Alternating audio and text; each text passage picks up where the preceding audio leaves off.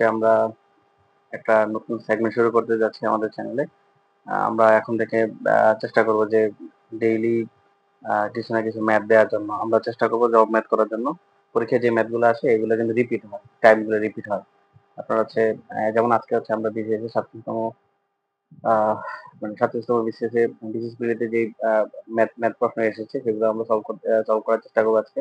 সবগুলো করবো না, যতটুকু পারি আরকি। ২-১টা যতটুকু পারি, কিন্তু আমরা চেষ্টা করবো যে কনসেপ্টটা বোঝার জন্য ম্যাথের পাশাপাশি। তো আমাদের এই আয়োজনে আপনারা সাথে থাকবেন আশা করি। তো শুরু করা যাক। আপনার হচ্ছে আমাদের প্রশ্নটা এরকম ছিল যে 0.6 পৌনঃপুনিককে 0.9 পৌনঃপুনিক দ্বারা ভাগ করলে নিচে কোনটি হবে আরকি। তো হচ্ছে এখানে আমাদের অপশন দেওয়া আছে। অপশনের মধ্যে আছে 0.6 এটা, পৌনঃপুনিক, 0.9 পৌনঃপুনিক, 0.23 পৌনঃপুনিক, 0.3 পৌনঃপুনিক। ঠিক আছে? তো এখানে আপনার সবার আগে বুঝতে হবে এই মানে আপনার পৌনঃপুনিক আমরা যেহেতু ভাগ করতে যাচ্ছি, ভাগ করতে গেলে আপনি পৌনঃপুনিক দিয়ে ভাগ করতে পারবেন না। আপনাকে ভাগ করতে হলে আপনাকে প্রথমে এটাকে সাধারণ ভগ্নাংশে রূপান্তর করতে হবে। তো আপনাকে সবার আগে শিখতে হবে যে হচ্ছে আহ পৌনঃপুনিক সংখ্যাকে কিভাবে সাধারণ ভগ্নাংশে রূপান্তর করে সেই কনসেপ্টটা। তো আমরা এটা নিয়ে আলোচনা করবো ফার্স্টে। তারপরে হচ্ছে আমরা এই ভাগটা শেখাবো বা হচ্ছে অ্যান্সার কত আছে সেটা আমরা দেখার চেষ্টা করবো।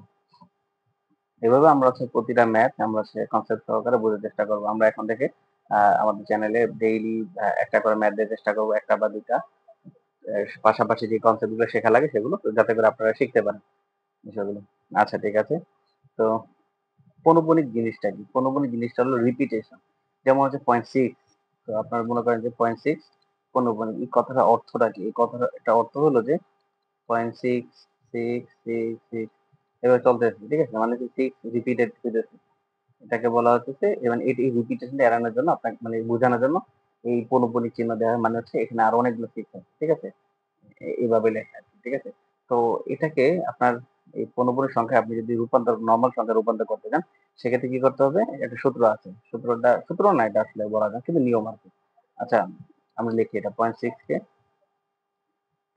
কে আমরা যদি পৌনঃপুনিক সংখ্যা সাধারণ ভগ্নাংশে রূপান্তর করি, সেক্ষেত্রে আমরা কি করব? উপরে যে সংখ্যাগুলো আছে সেই সংখ্যাগুলো আমরা লিখবো। সেই সংখ্যাগুলো সব লিখে ফেলবো, যতগুলো আছে সব লিখে ফেললাম। এখানে যদি মনে করেন আপনার কোনো সংখ্যার উপর যদি পৌনঃপুনিক না থাকতো, তাহলে সেই সংখ্যাটা লিখতাম, মানে মাইনাস দিয়ে সেই সংখ্যাটা লিখতাম। এখন দেখেন এখানে কি এরকম কোনো সংখ্যা আছে? এখানে একটাই সংখ্যা আছে, এই জিরো না, কিন্তু জিরোর কাহিনী বাদ। এখানে জিরোটা যেহেতু হচ্ছে জিরো দশমিক, তো হচ্ছে জিরোটা বাদ বাদ যাবে এখানে। কিন্তু এরকম হয়তো যে সিক্স পৌনঃপুনিক জিরো, এরকম হয়তো, সেক্ষেত্রে আবার জিরো আপনার ভ্যালু ছিল। যাই হোক, তো হচ্ছে এখানে আমাদের এক্সট্রা কোনো সংখ্যা নেই। সংখ্যা না থাকার কারণে আপনার হচ্ছে এটা মানে হচ্ছে 6 এর পরে মানে কি বলে এখানে সংখ্যাগুলো কাউন্ট হবে না। এখানে যদি মনে করেন যে এরকম থাকতো যে 5 6 0 যেরকম থাকতো। আচ্ছা, আমি আগে এটা দেখি। আচ্ছা না, এটা না, এটা দেখি 0 5 6 15। এটাকে কিভাবে রূপান্তর করবো এটাতে দেখাইলে আপনারা ভালো বুঝতে পারবেন। প্রথমে লিখবো যে সংখ্যাগুলো আছে সবগুলো সংখ্যা লিখে ফেলবো। লিখে ফেললাম, লিখে ফেলার পরে পৌনঃপুনিক দিয়ে যে সংখ্যা আছে সেই সংখ্যাটা লিখবো। এর পৌনঃপুনিক দিন সংখ্যা কোনটা? এই যে এই সংখ্যাটা হচ্ছে পৌনঃপুনিক দিন। এটা হলো পৌনঃপুনিক দিন সংখ্যা। কোন সংখ্যা? 5, আমি 5 লিখে ফেলছি। তারপরে এখন হচ্ছে আমরা কি করবো? নিচে এই হরের জায়গাটা দিকে, হরে হচ্ছে আপনার পৌনঃপুনিকের জন্য যতগুলো সংখ্যার উপর পৌনঃপুনিক থাকবে ততগুলো 9 হবে। তো আমরা এখানে পৌনঃপুনিক আছে একটা সংখ্যার উপর, তো আমরা একটা 9 লিখলাম।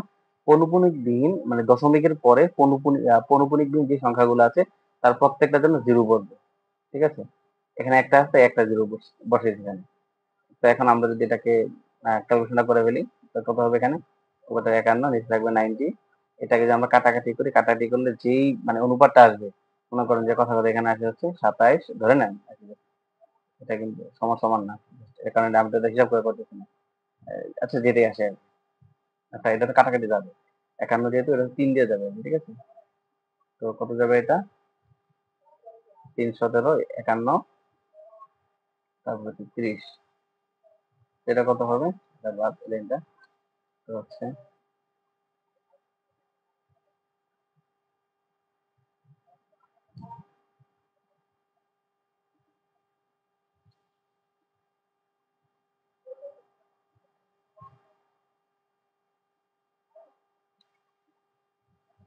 তো কত হবে এটা?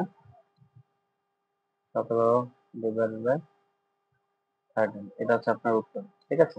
এক্ষেত্রে মানে এটা হচ্ছে সাধারণ অনুপাত, মানে আপনার সাধারণ ভগ্নাংশে আমরা রূপান্তর করলাম, মানে 0.56 পৌনপুনিককে আপনি সাধারণ ভগ্নে রূপান্তর করলে এরকম হবে। ঠিক আছে? আচ্ছা, তো বেসিক কনসেপ্ট হলো এটা। তো এটা এখন আমরা আমাদের ম্যাথে চলে আসি। তো আমাদের ম্যাথে কি করতে হবে এখানে? আচ্ছা, আমরা ফার্স্ট এটা ঠিক করে ফেলি। এটা তো আলোচনা করলাম আমরা।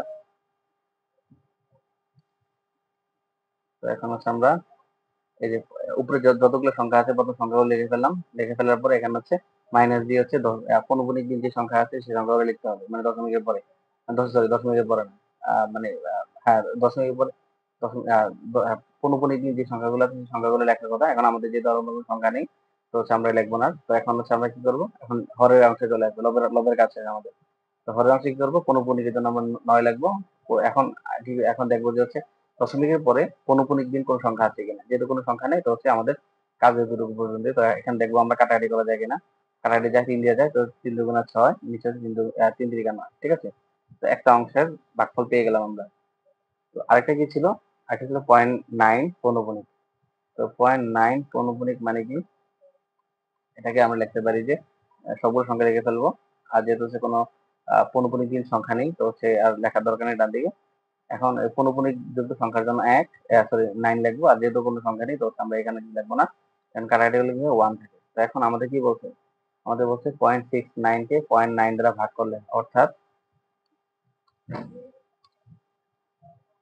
0.6, 0.9,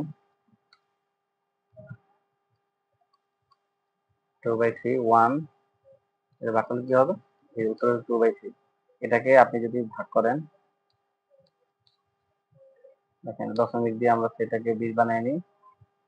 বানিয়ে নিলে কত হবে, 3 6 18, 2 আবার শূন্য নিতে পারবো আমরা, আবার 3 6 18, এভাবে চলতে থাকবে, মানে হচ্ছে এইভাবে চলতে থাকবে। তো এটাকে আমরা কি লিখতে পারি, 0.6 পৌনপুনিক। অর্থাৎ আমাদের উত্তরটা কি আসবে, আমাদের উত্তরটা আসবে হচ্ছে 0.6 পৌনপুনিক। ঠিক আছে? তো আমরা প্রথম প্রশ্নটা সলভ করলাম, এটা উত্তর হচ্ছে 0.6 পৌনপুনিক।